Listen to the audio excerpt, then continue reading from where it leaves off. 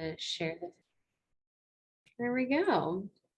All right, well, welcome. This is our very first talent board session of the year. We're super excited to be kicking things off. We've got a really exciting panel today. So welcome to Engagement Strategies Before Day One. My name is Sarah Hester. I'm a PhD recruiter over at Meta. I'll be moderating and hosting this session for you all. I think the chat is disabled, but we do have the Q&A open, so you are welcome to ask questions. We have those and we'll answer those along the way. I also wanted to say happy International Women's Day. We're super excited about all the amazing content that's out there. Hopefully you're able to participate in some of that and just elevate some of the great voices around you. As we get started today, I wanted to go over a couple of housekeeping items. Like I said, this meeting is being recorded, so great we can share this out and you can have this conversation for future referencing. And then feel free, like I said, to ask questions. Like we're here to chat with you guys. It's a great opportunity to take advantage of the minds in this space.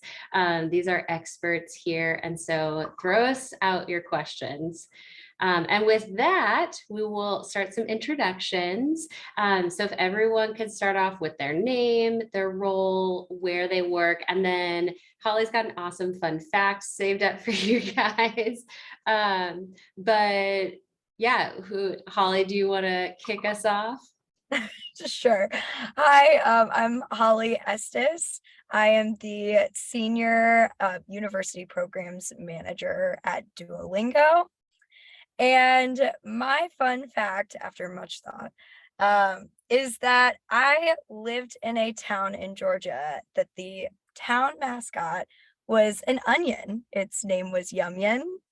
Oh my gosh. If anyone has ever heard of them, they're notoriously sweet. Yeah, he's a horrifying mascot to look at, though. Look him up. That is terrifying. But you gotta do what you gotta do. Thank you. Shar, why don't we kick it over to you? Yeah, hi everyone. My name is Shar and I lead early talent at Ripple, but I also lead the URX community, which partners pretty often with Talent Board to host sessions like these for all our amazing students. My fun fact is that, so I'm a big DIY person, but the one that I've been trying to perfect just year over year is balloon arches. So I've gotten to a place where I literally don't have to be looking at what I'm doing, and I can just be blowing up the balloons and then just like making an arch. So I actually have a party that I'm hosting this Saturday. So probably on Thursday, I'm going to sit down and make a balloon arch. So that's my fun fact. They are pretty spectacular. Those are tricky. I love balloon arches. I do, especially when you can stand under it, take a good snapshot. Yes. All right, Dietrich. Well, hello, everybody. I'm Dietrich Franklin. I am the manager of emerging talent at Reddit. We lead all things internships, new grad, fellowships, a lot going on over here with that small team. Let's see. Fun fact about me, I have been on television before. Ooh. I was a contestant on The Price is Right. Just a little over 4 years ago. Yeah, I know. I won something, but not what I wanted to win, and I didn't make it to the showcase round. And so they have a 10-year pause on whenever you can get back onto the show. I know, how ridiculous, right? Like 10 years? It's very rude. I was like, how dare you? However, I went for my 29th birthday. So my 40th, I'm going back. Yes. I am going over the hill at Price is Right, but I hope not to send the little puppet thing over the hill. I want him to stay where he is. I think we're all gonna have to be there to be your cheering section. With exactly. Yes. That's amazing. I'm gonna now be watching a lot of daytime television to see if you cycle back through. Awesome. Well, let's dive into some of these questions. Like I mentioned today, we're talking about the engagement strategies before day one. We've got 3 areas that we want to touch on. That first will be that offer stage. So some questions around how do you engage with recruiters? How do you kind of make these decisions?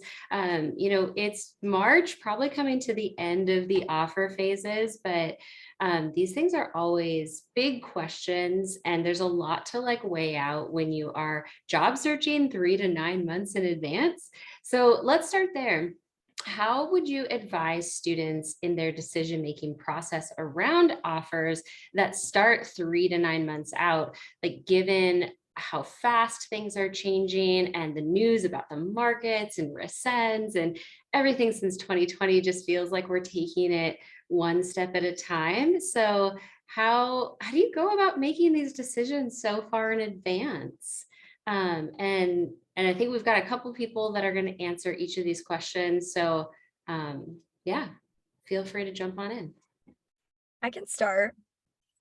First of all, layoffs are super unpredictable and totally out of your control as a candidate, as we all know, which can make it really scary. If you're in a position where you're weighing out multiple offers, I recommend doing some research on a few pieces. One, look up recent news reports of the company. What is going on that's public information about the company? How have they been performing in the last year? Has the company already have layoffs? Any public information about the stability of the company as a whole is going to be helpful and an advantage for you when you're weighing things out. 2, try to better understand how the company monetizes. So not all of that information is going to be public, but you can use your recruiter as a resource when you're trying to learn more about the company as a whole. And then from there, once you kind of have a better idea of the monetization strategies of the company, try to do some research into other companies that have similar monetization strategies and how they've been performing in the last year. See if there are any trends that you've seen in the market. Again, that's just going to make you better informed on the stability moving forward.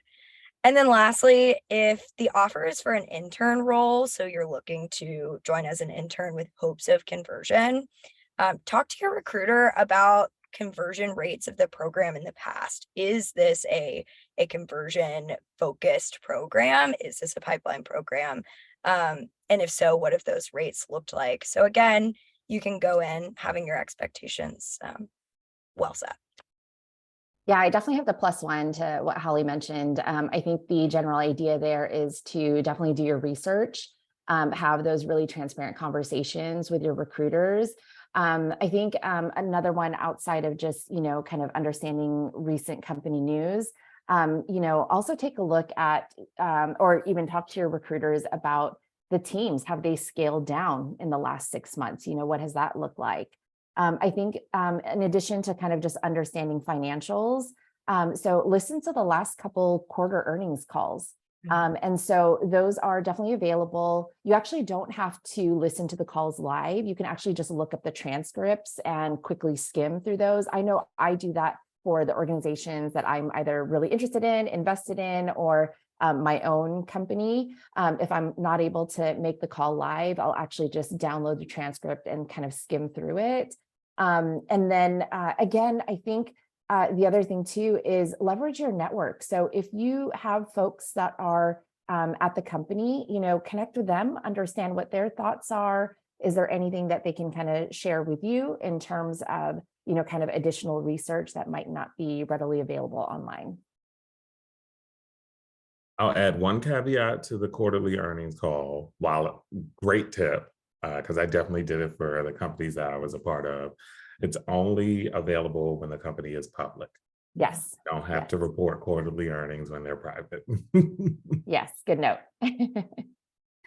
Thank you. Well, Holly touched on this a little bit, but do you have any advice for how a student can best approach a recruiter while they're in the offer stage about the company's position in the market? Now, you mentioned doing some research, but are there any questions they can ask or anything else that they can have with that conversation with the recruiter? Yeah, I'll say the first thing is first give us grace, right? Because we're also employees of the company. So we're trying to monitor what's happening internally as external messages are going out. But I do think that just like everyone's saying, you're doing your research, right? So once you see something that you feel may be alarming or a little concerning, it makes sense to bring it to your recruiter. They're really your first point of contact with the company, a true understanding of what's happening. So, reach out to your recruiter either through email, text, LinkedIn, however you message them to say like, hey, I've seen some concerning news in the industry or in the news cycle, and really just wanted to get your take or weigh in as to where XYZ company is in the current market, right? Sometimes the news is just a news cycle. It's a little fluff. It won't always be as dire as people make it seem. Other times it can be an indicator as to where the company is going. And so it always makes sense to, for yourselves, have some sort of backup plan as you're thinking those things out. But I would definitely say bring what research you had to the recruiter so they can have a better understanding of how to address any concerns that you may have. Yeah, I definitely have to plus one that your recruiter is really the person who you should leverage. You should be and feel really comfortable having that conversation with them. I'd say let them know your thoughts, right? Let them know how anxious, just like current news is making you feel. And that, some of these answers that they will be providing to you is going to help drive your decision, right? And then some of the questions that I would actually ask is I would be very transparent. Have there been headcount changes? Have there been layoffs? Have there been any restructuring that's happened within the organization? Are there functions that are resourcing help to other functions because of maybe just it not being as busy during the current time? Are there, strategy changes in place? Are there, even areas where they're pivoting in terms of, product investments or developments and kind of just general work and focuses? And so I would definitely encourage students to be really transparent when talking to their recruiters.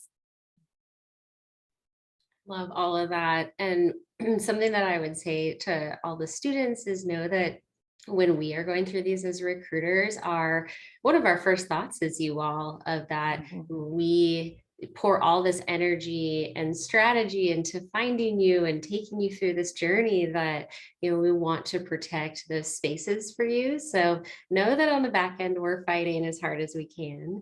But I think those are great things to bring up and to continue to have those open lines of communication. I think that can also really empower recruiters to go back to their programs and to provide feedback and maybe get some more clarity for you. So love that communication. Sarah, can I just plus one real quick on your thought? I can't stress that enough, that I really do hope that students know that we're constantly advocating for them. So it's like when we hear of any possible changes to whether it's intern or new grad headcount or just anything that's going to impact the program, we're the first to be like, okay, we need to understand why, we need to understand timeline, how is this going to affect students, because we already know that this is going to be on the top of mind for students, especially now in, given that it's March. For those of us who are still hiring, we know that y'all's only have a couple months to find a new position, right? And so we never want to put you in that scenario or situation. And so I hope that students, do understand that we are definitely advocates of y'all's. Yes. So like many companies have experienced in the last few months, say you are a student with an offer from a company that just announced a layoff. What would be your advice to a student about how to interact with those recruiters? What kind of questions should they be asking? Maybe even timing. Is there a good way to like read the room? So what advice do you have for when a student hears about something in the news like a layoff?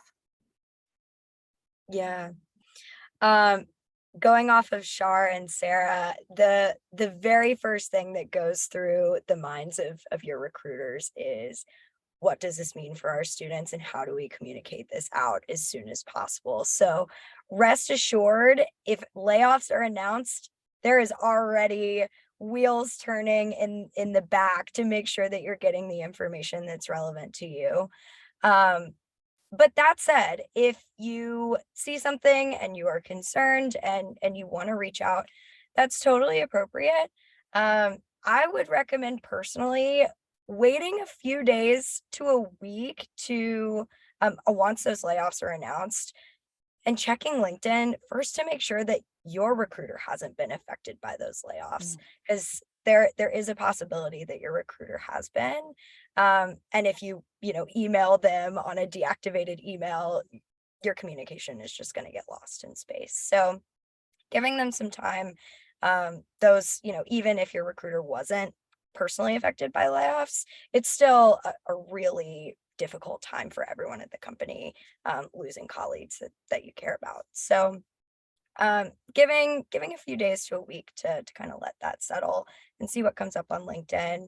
And at that point, feel free to reach out via email, but make sure that you're taking an empathetic approach too. Obviously, this is a super stressful time for you as a candidate. This is also very stressful for the entire organization. So yeah, reach out with questions that you have, but make sure that you're taking an empathetic approach.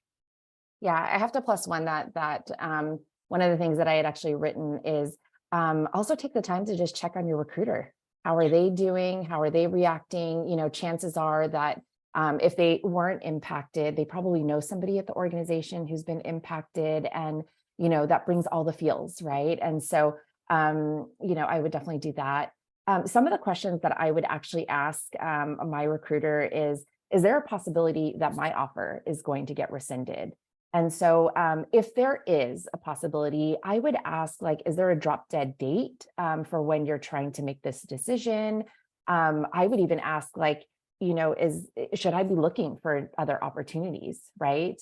If they're pretty confident that your offer is not going to be impacted, I would probably ask, like, how does the overall organization actually look at as it relates to this audience? Are they looking to double down on early talent?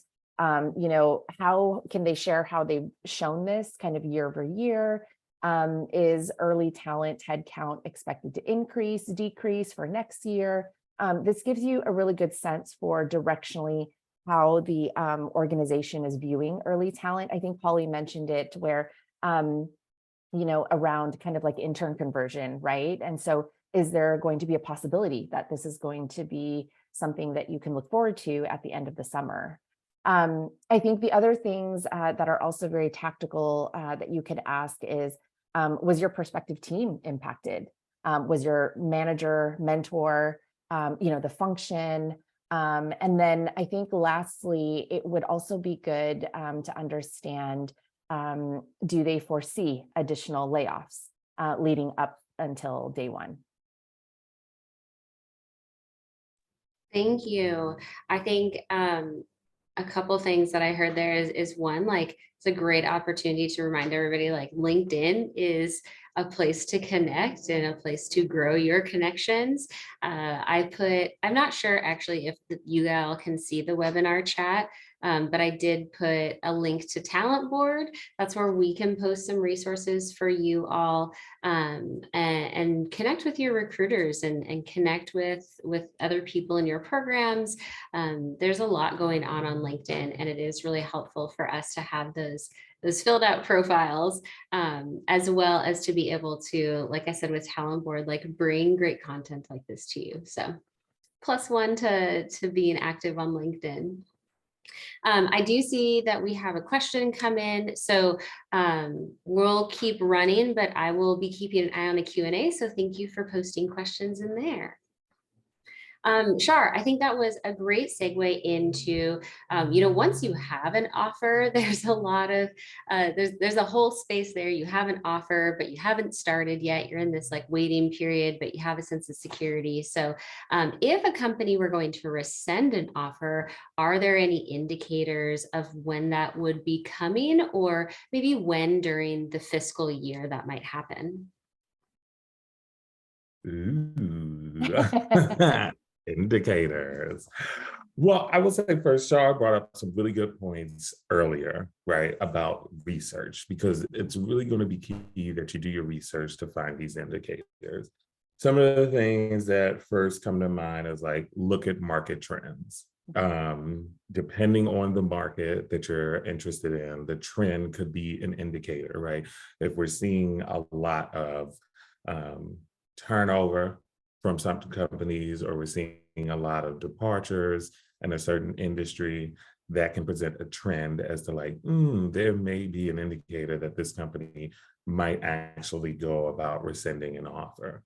The other thing that Shar mentioned for public facing companies is to look into their earnings calls. So again, check to see how they're performing, right? How is a company performing compared to what the market expects? If they're performing in the right direction or trending in a positive direction, then that could be an indicator that your offer is still pretty solid. If they're starting to trend in a more negative or veering off the path, that could be an indicator that you may have some questions about where your offer stands. It's not going to be a sure sign like, oh, your offer is going to get rescinded. One thing that people don't look into, though, is WARN notices. So WARN, all caps, notices. If you actually search your state and then enter WARN notice behind it, you'll be able to find a list of the WARN notices that have been sent to your state governments to let them know what companies are about to have reductions in force, which could potentially be an indicator of an offer possibly being rescinded. Won't say it will happen all the time, but it could be an indicator. And then some of the things that Shar mentioned and Holly mentioned earlier, right? When you're talking to a recruiter, asking about, have there been any restructurings? Where's the direction of the company going in terms of the product? Are they thinking about changing or pivoting their position in the market? Looking at some of the things where you're like, oh, well, how are they going to evaluate performance? Could my offer be rescinded beforehand, or could it be rescinded during the season? Who really knows? But those are a few indicators or things that I would do, right, to see if I can get some leading indicators about where the trend is going for this offer.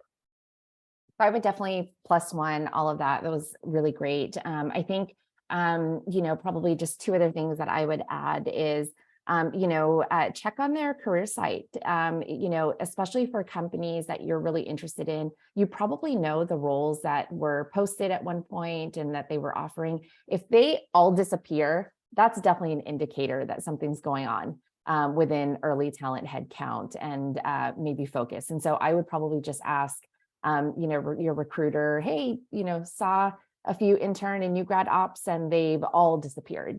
Can you kind of share what's going on there?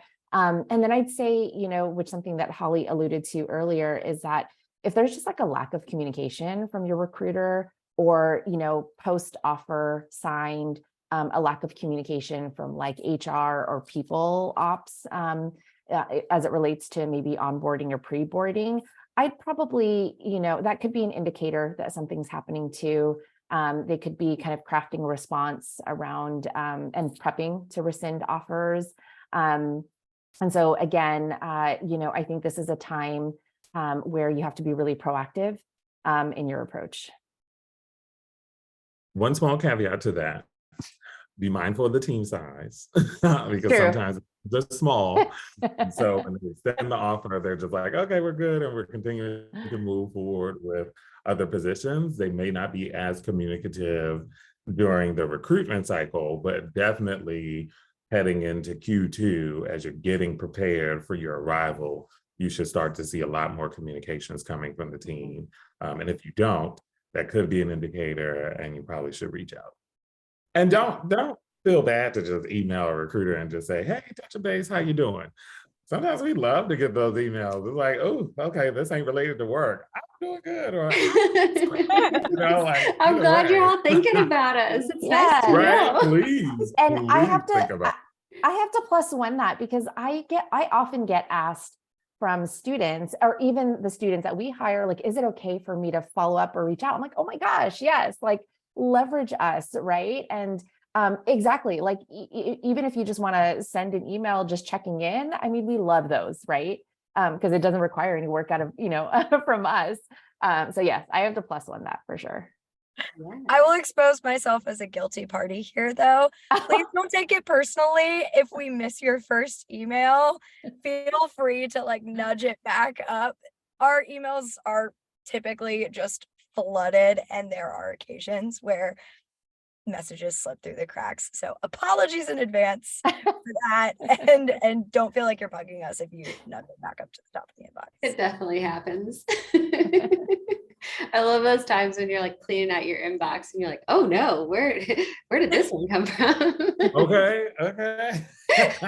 Although I am comfortably sitting under 30 emails right now. And I'm like, that's a good day. That's good. That is. That's good. So if a student's offer has been rescinded, what advice do you have for how to restart their search? Yeah, so for this one, I think we've all mentioned this, leverage your recruiter. It is absolutely okay to ask your recruiter, hey, do you know of any opportunities elsewhere at other companies? I will tell you, especially across the URX community, we're a very tight community. And so we actually share open opportunities, with each other, especially after, one of us has kind of wrapped up intern and new grad hiring. We'll share candidates, we'll share opportunities. And so definitely leverage us, ask us if there are, any roles that we know of. I'd say, again, leverage your network. Folks who, your network who has already secured intern or new grad ops, or maybe ones who are still in the process, definitely leverage them. I'd say, we're still kind of in that spring on-campus recruiting season. There are a number of us who are still hosting events. I would say attend those events, understand, which companies are hiring, what are they hiring for, whether it's for the summer or the fall. I would, also say, go back to LinkedIn and do that cold reach out to recruiters, just seeing if they're hiring for additional opportunities, if not for summer, for fall. The one thing that I also wanted to mention is that if you were in the process before you accepted this offer, it is absolutely okay to reach back out and reconnect with them, see if there are either the role that you were in process for, or if there are additional roles. And then I think lastly, in terms of, in addition to leveraging your network, I would also connect with your cohort. If you're not the only one who is impacted, get together with this crew and, combine resources, and create those shared list of opportunities, and really leverage that cohort for support. Yes, there are lots of resources out there. And I love, when these times come about that people really come together to support one another. And so, yes, I've seen both the recruiter community and the student community really jump on board to support and share and help each other out. But actually, that's a great jumping off point. So, what if you were in process with several other companies? How can you best re-engage with those recruiters? Like what are good ways to re-interact with them? Yeah, like we mentioned earlier, your recruiters want to stay in touch. So you are never going to be bothering us by reaching out and wanting to re-engage. That can come in the form of, engaging with posts on LinkedIn, reaching out via email, whatever that form comes for you.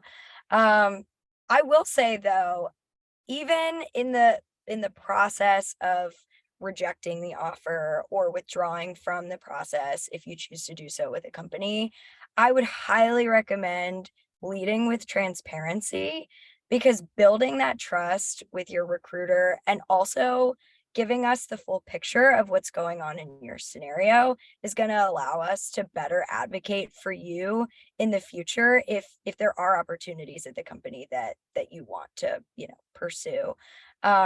So as transparent as you can be. Often we hear from candidates that reject offers or even rescind offers, very vague responses about personal circumstances, which of course personal circumstances do change, but the more information that you can give us, the better we can advocate for you in the future. So that would be my biggest tip. And then also, if you reach out to your recruiter and you find that your recruiter is no longer with the company, feel free to reach out to anyone else that you interviewed with through the process, whether it's through LinkedIn or if you have their email addresses, just to reconnect back with someone within the company who can then redirect you to the best point of contact.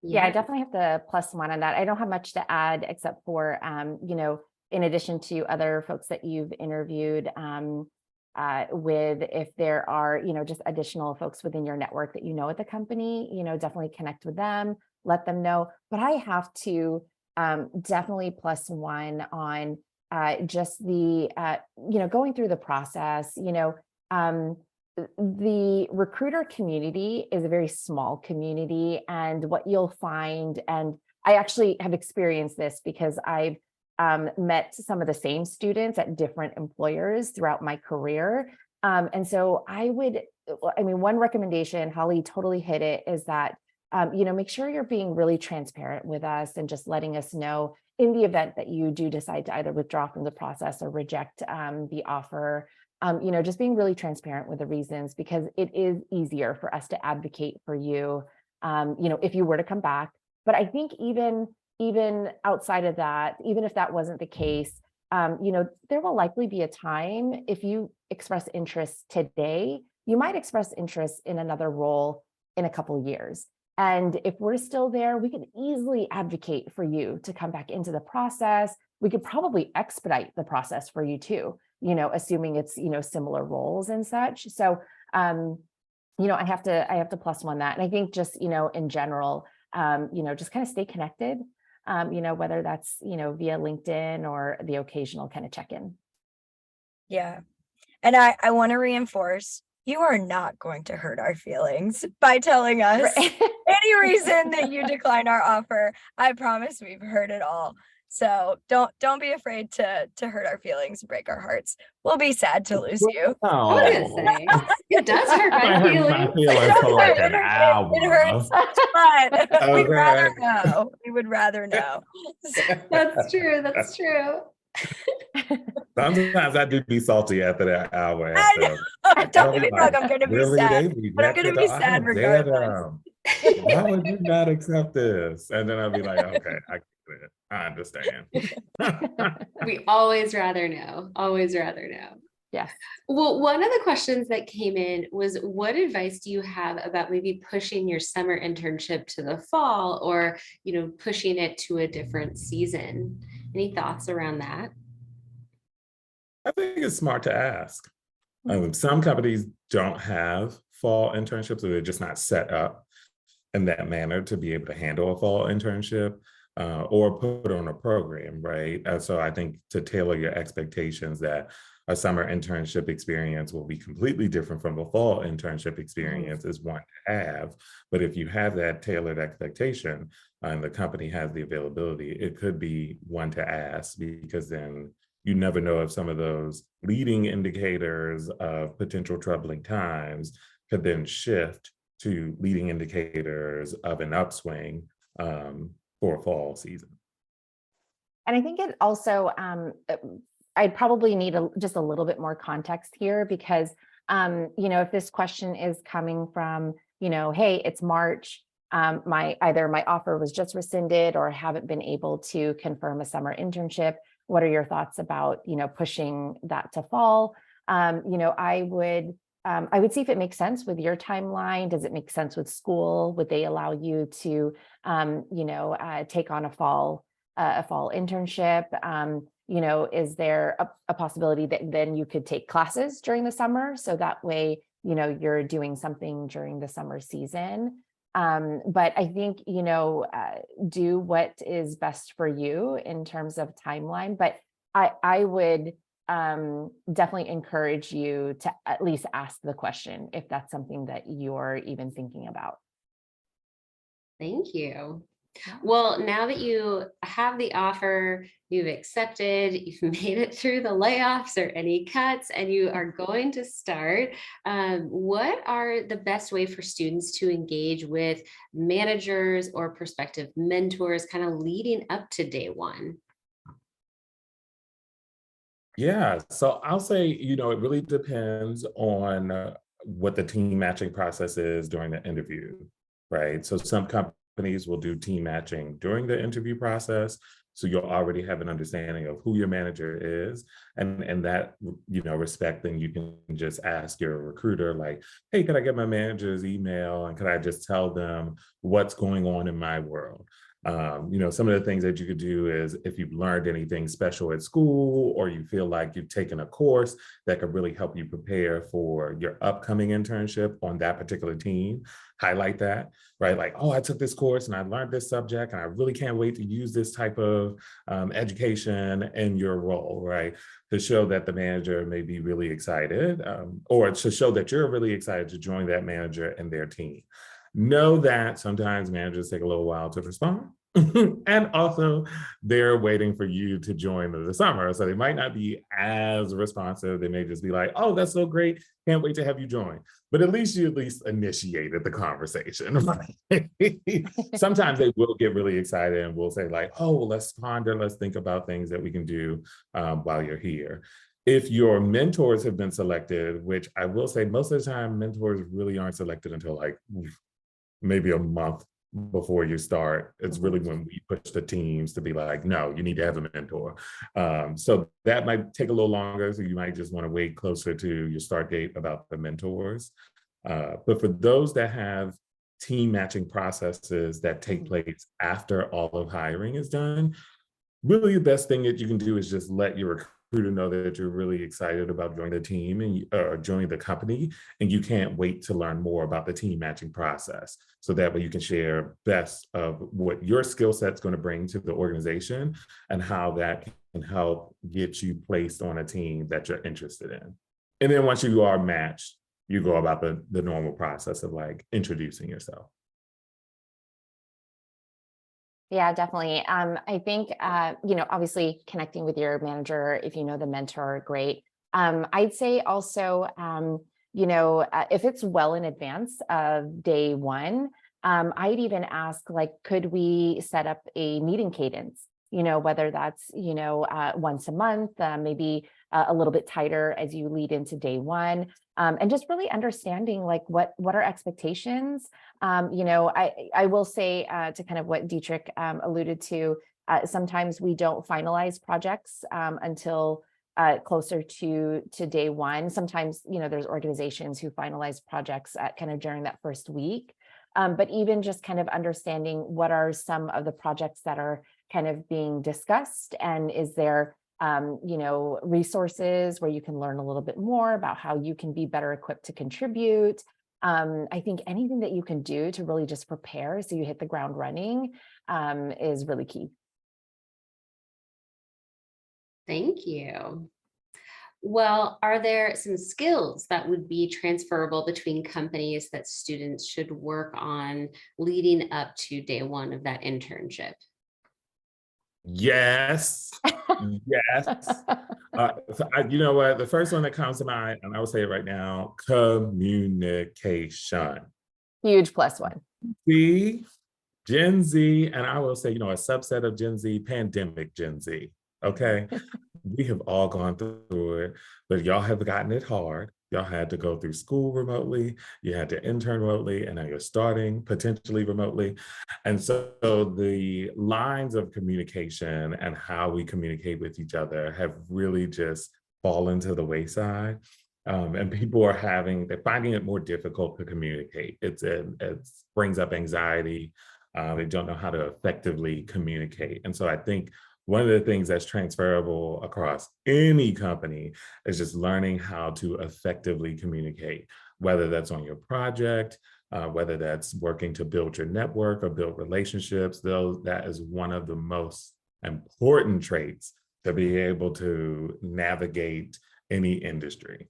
Now, I think from a technical perspective, right, of course, coding, knowing how to effectively code in the language of your choice that you really are excited about, maybe studying up on what the trends are in this particular language, or if some things are changing, or if there's a new language you can code. For those that are more on the business leading side, trying to understand maybe some project management skills. A lot of us in G&A and operations functions are pseudo project managers, where we have to manage a lot of programs or different projects that are happening. So learning those skill sets about how to develop and lead a project can be very valuable as a transferable skill when you enter into a new space, particularly for those that are technical, but you want to be product managers. Still got how to manage a project as a product manager, So I would say those are probably the top things that come to mind, but communication is key.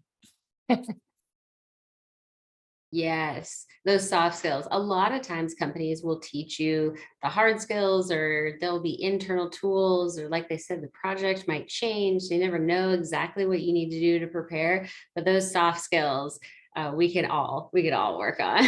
And those are great things to come in with, how to run a meeting, as far as, what kind of things do you want to bring to your one-on-ones, or what kind of goals do you have? So I love everything that you brought up in there. Well, if a company doesn't have an intensive pre-boarding or like onboarding process, what are some things students can do to like lead up to day one? Yeah, there's a few things that we've already kind of alluded to. One, set up news alerts for the company. You can do this just via Google or whatever your search engine is.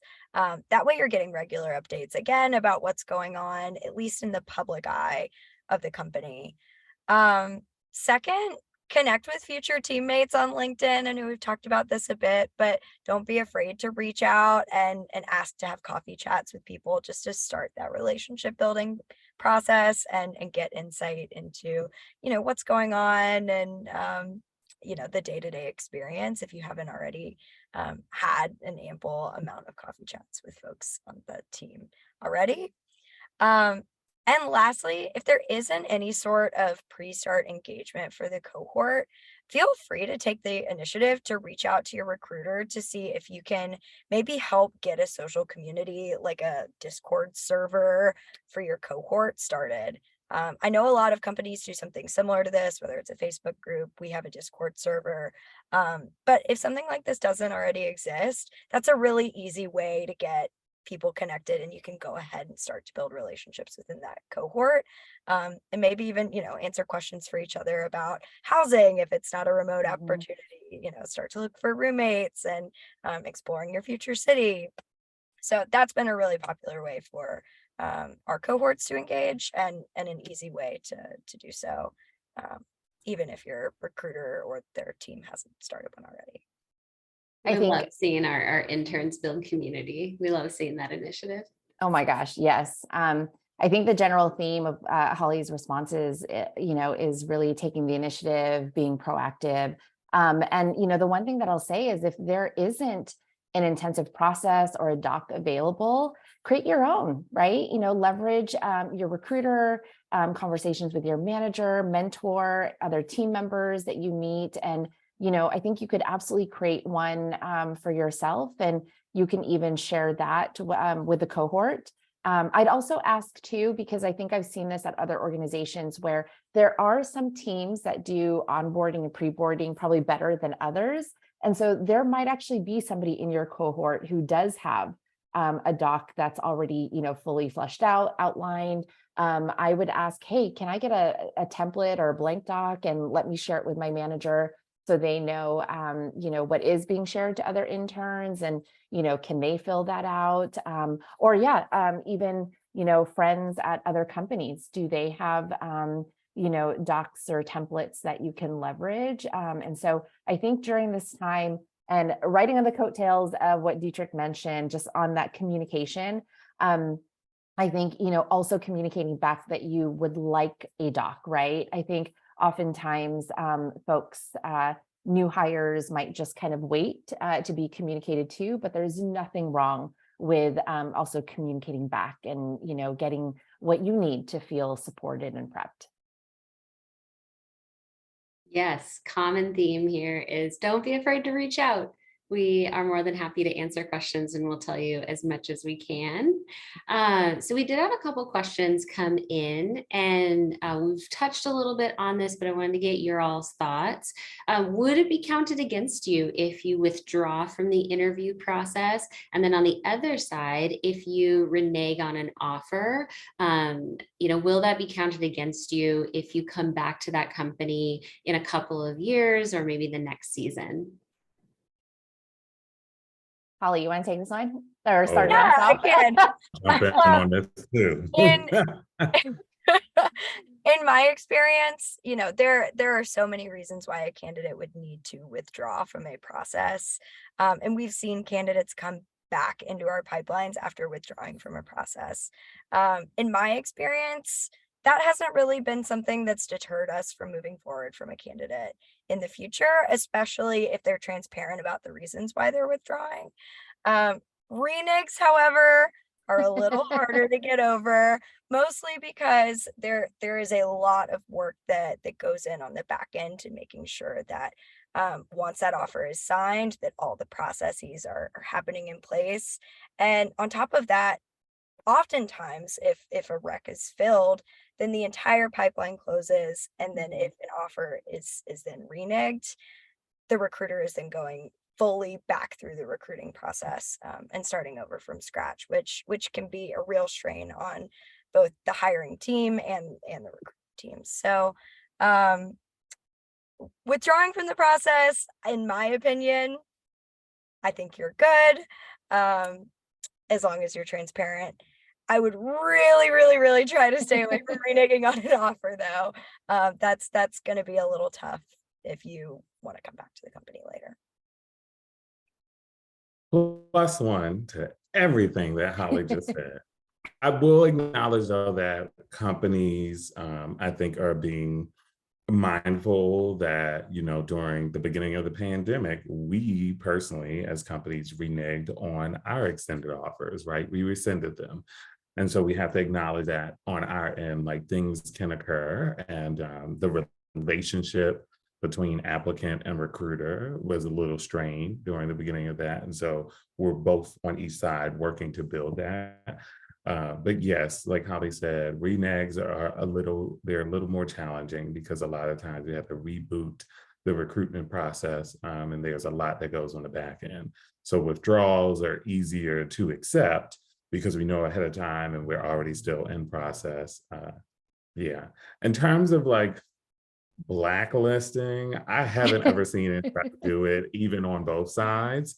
But I will say, there's a way to label a candidate as like a withdraw versus a renege at most companies. And so when people see renege on a candidate, there are alarms that get raised when you do reapply.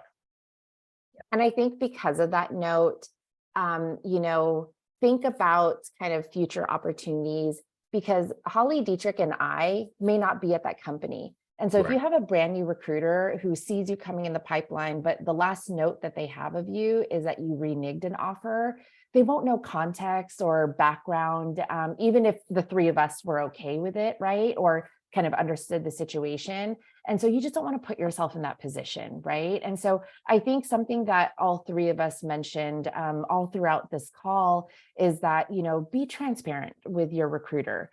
Just let them know. Let them know if there are possible, impacts as to, you taking on this role.